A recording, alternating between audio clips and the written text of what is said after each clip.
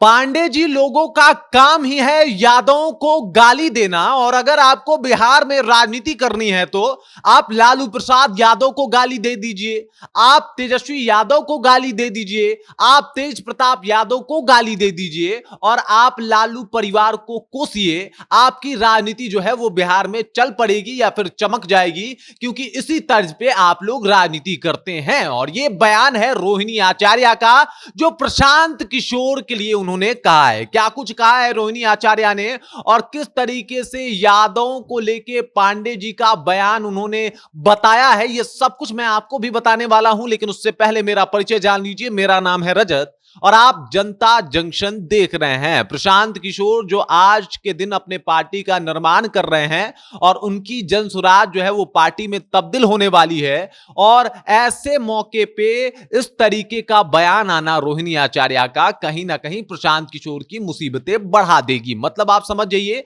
कि प्रशांत किशोर चाहते हैं कि सभी जात में उनकी पकड़ हो और सभी जात के लोग उनको वोट करें। लेकिन इसी बीच लालू प्रसाद यादव की बेटी रोहिणी आचार्य का जो बयान आता है, इससे प्रशांत किशोर की मुश्किलें बढ़ जाएगी। और प्रशांत किशोर ही नहीं, तमाम पांडे जी लोगों को लेके जो उन्होंने बयान दे दिया है, इसके बाद बिहार में राजनीति गलियारा गर्म होना बिल्कुल तय है। उन्होंने साफ तौर पे कह दिया कि पांडे जी लोगों का काम है यादवों को गाली देना। मतलब काम ही बता दिया कि जो ये पांडे जी लोग हैं, मतलब उनका सीधे टारगेट पे देख लीजिए ब्राह्मण लोग हैं, कि ब्राह्मण लोगों का काम है यादवों को गाली देना और इसी से इनकी राजनीति चलती है। उसके बाद प्रशांत किशोर के बारे में बोलती हैं कि है कौन प्रशांत किशोर। पहले तो जानने से इनकार कर देती हैं और उसके बाद बोलना शुरू करती हैं कि नीतीश कुमार और नरेंद्र मोदी जी से पैसे लिए और उसी पैसे के बल पे ये चुनाव लड़ रहे हैं। मतलब पैसा नीतीश कुमार और नरेंद्र मोदी से इनको मिला है। और साथ ही साथ इन्होंने ये भी बता दिया कि अगर इनको पैसा मिला तो बिहार में कॉलेज खुलवाते, स्कूल खुलवाते,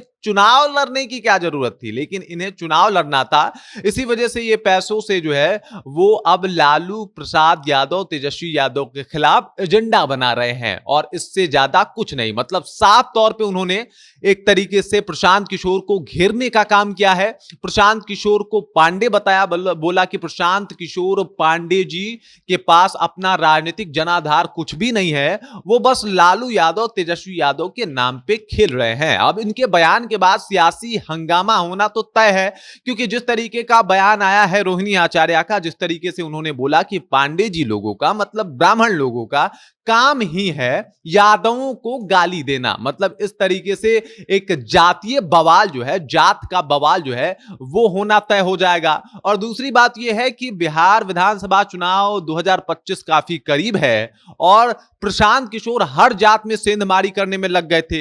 वो हर बार कहा करते थे कि यादव के अगर नेता लालू प्रसाद यादव होते तो तेजस्वी यादव को नहीं बल्कि किसी और यादव को वो अपने पार्टी में सम्मिलित करते और उसको मुख्यमंत्री बनाते तो हम उसको भी सपोर्ट करते। लेकिन वो तो तेजस्वी यादव को मुख्यमंत्री बनाना चाहते हैं और इस वजह से कहीं ना कहीं ये यादव के नेता नहीं है। क्या तेजस्वी यादव से कोई बेहतर नेता यादव में नहीं था?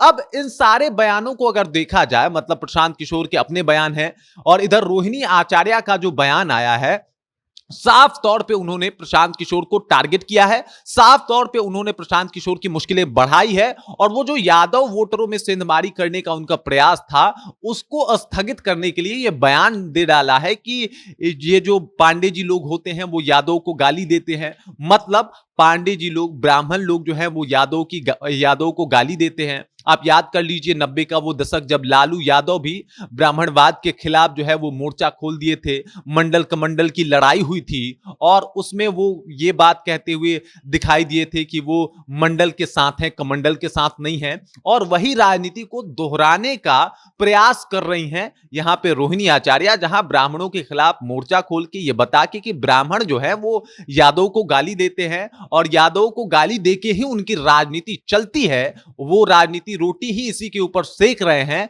तो इस वजह से उन्होंने प्रशांत किशोर को घेरने का काम किया। साथ ही साथ प्रशांत किशोर को सिर्फ प्रशांत किशोर उन्होंने नहीं बोला, उन्होंने बोला प्रशांत किशोर पांडे। मतलब वो चाहती हैं कि उनका जो जात है वो सबके सामने आए ताकि पता चले कि प्रशांत किशोर ब्राह्मण है, और अगर ब्राह्मण हैं और ये एक बात, एक मैसेज किसी तरीके से पहुंचा दिया जाए कि वो यादवों को गाली दे रहे हैं, तो यादव भड़क जाएंगे। और 14% आबादी वाला जात अगर किसी से भड़क जाए, किसी से गुस्सा हो जाए, तो कहीं ना कहीं बिहार में उसका राजनीति जो है पकड़ काफी ढीली हो जाएगी। और इसी वजह से रोहिणी आचार्य ने एक तीर चलाया है, लेकिन उनके बयान के बाद सियासी हलचल तेज हो गई है। आज प्रशांत किशोर अपनी पार्टी बना रहे हैं, और इस बीच इस तरीके का बयान जब सोशल मीडिया के ऊपर वायरल होने लगा, तो कहीं ना कहीं प्रशांत किशोर की मुश्किलें बढ़ती हुई नजर आ रही है। बाकी इस खबर को लेकर, इस जानकारी को लेकर, रोहिणी आचार्य का जो ये यादव और ब्राह्मणों के ऊपर जो बयान आया है, उस बयान को लेकर आप क्या सोचते हैं, आपके जहन में क्या कुछ चल रहा है,